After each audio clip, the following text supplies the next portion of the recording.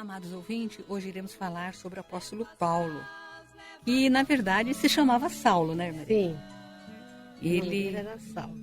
Ele é chamado o apóstolo dos gentios, porque levou a palavra de Deus aos não-judeus, aos gentios. O próprio Jesus, né, deu a ele esse título.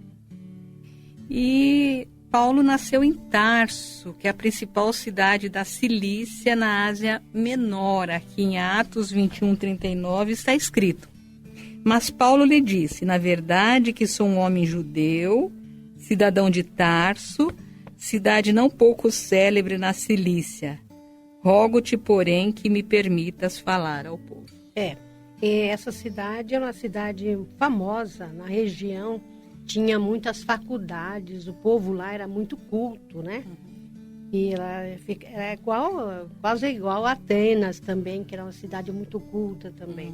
E ele nasceu nesse lugar. E Paulo foi um aluno de Gamaliel, um renomado doutor da lei, membro do Sinédrio, ou seja, do Supremo Tribunal dos Judeus. Está aqui em Atos 22:3. Quanto a mim, sou judeu, nascido em Tarso da Cilícia e nessa cidade criado aos pés de Gamaliel, instruído conforme a verdade da lei de nossos pais, zeloso de Deus como todos vós hoje sois. Muito zeloso da lei de Deus, né? Da lei de Moisés, né? Mas não conhecia Jesus. Não conhecia.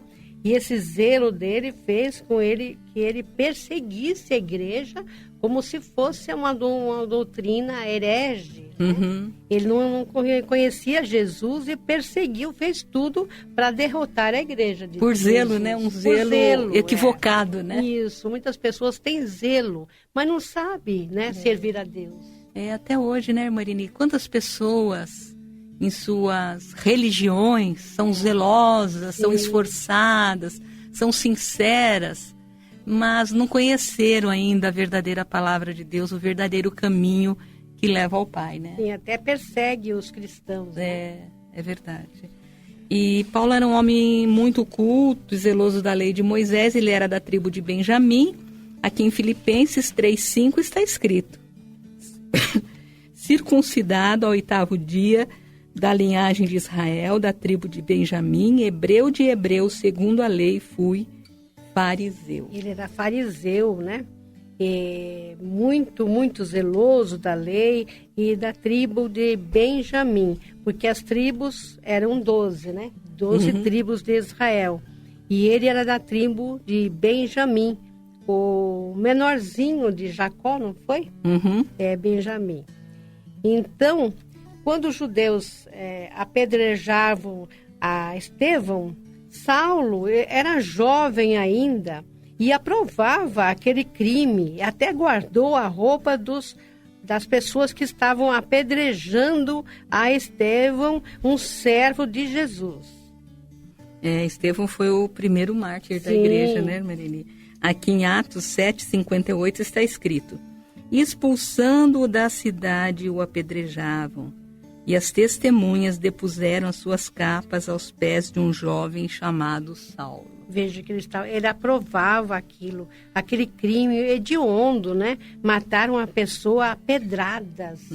E apareceram testemunhas falsas para falar contra Estevão, porque ele não tinha motivo para ser morto. Não, na verdade, da mesma forma que Jesus foi entregue por inveja, né, Marini? Pelos principais dos sacerdotes, que incitou o povo contra ele. Estevão foi também apedrejado por inveja, né, Maria? Não tinha outro motivo para Estevão ser apedrejado. Era um homem justo, temente a Deus, né? Que está na hora da sua morte, ele viu os céus abertos, né? E Jesus sentado ao lado do Pai. E ele falando com Jesus na hora da sua morte. E nem assim aqueles que estavam matando ele reconheceram que ele era um justo e inocente, né? Ele era uma pessoa tão convertida que ele tinha realmente a mente de Cristo, né? Porque Jesus, quando estava sendo crucificado, falou: Pai, perdoai-o, porque eles não sabem o que fazem. E Estevão falou: para o Senhor não lhes imputar esse pecado, quer dizer, pedindo Perdão por eles. pelos seus algozes, né, Isso é Maria? verdade. Então, realmente era um homem de Deus, Estevão, mas Paulo estava numa cegueira espiritual tão grande que não percebia isso. Como tem muitos hoje, né, irmã Irini, que são pessoas terríveis, que cometem atos terríveis na sua cegueira espiritual, mas que ainda podem ser transformados em homens e mulheres de Deus quando eles conhecerem a verdade, né? Ele estava aguardando a roupa. Eles tiravam as suas capas para não atrapalhar o esforço de atirar as pedras. Tiravam as capas e colocavam junto de Saulo ali. Ele ficava aguardando a capa daqueles que estavam matando Estevão. Aprovando aquilo, né? Que coisa horrível. Mas ele sentiu depois, mais tarde, ele sentiu muito, muito remorso, arrependimento disso. É verdade. Ele fala isso. Aqui em Atos 22:20 está escrito: e quando o sangue de Estevão, tua testemunha, se derramava, também eu estava presente e consentia na sua morte e guardava as capas do que o matava. Quer dizer, ele reconhecendo o erro dele, né? O erro, o mal que ele fez, né? Quantas pessoas que agora são crentes, são a bênção na mão do Senhor, no passado foram pessoas terríveis, perseguidoras do Evangelho, dos crentes. Quantos, né? E ele também era. É verdade.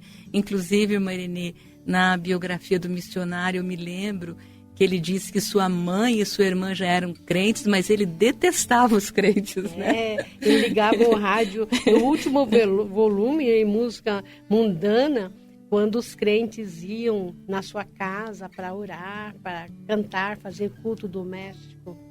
Ele trancava o quarto, batia a janela e colocava o rádio bem alto para não ouvir a palavra deles. Mas que obra que Deus fez depois, né? Tá vendo? Como Deus é tremendo. Maravilha. Isso é bom para que as pessoas que nos ouvem, que sofrem perseguição da família, né? Às vezes um filho que não gosta nem ouvir falar de Jesus, um esposo, uma esposa, saibam que essas pessoas podem ser ainda grandes homens e mulheres de Deus, né, Maria? Como Deus usou tanto depois Paulo, né? Então. Na mão dele. Nem parece aquele que perseguia a igreja, né? É verdade. Mas ele era um perseguidor dos cristãos. Em Atos 8:3 está escrito: e Saulo assolava a igreja, entrando pelas casas e arrastando homens e mulheres, os encerrava na prisão. Era perseguidor mesmo, né? Não tinha piedade, né? Não. Ele pedia cartas para os principais das sinagogas e entrava pelas casas, invadia a casa das pessoas, arrastava mulheres e homens que serviam a Jesus e prendia eles, se encerrava na prisão sem piedade nenhuma. Estava totalmente cego, né, Maria? Totalmente. É verdade. E aqui em Atos 9:1 e 2 está escrito: e Saulo, respirando ainda ameaças e mortes contra os discípulos do Senhor, veja que está escrito ameaças e mortes. Talvez até ele tenha matado alguns, a gente não sabe, né? Contra os discípulos. Indiretamente, né? Porque ele que entregava os crentes na mão das autoridades.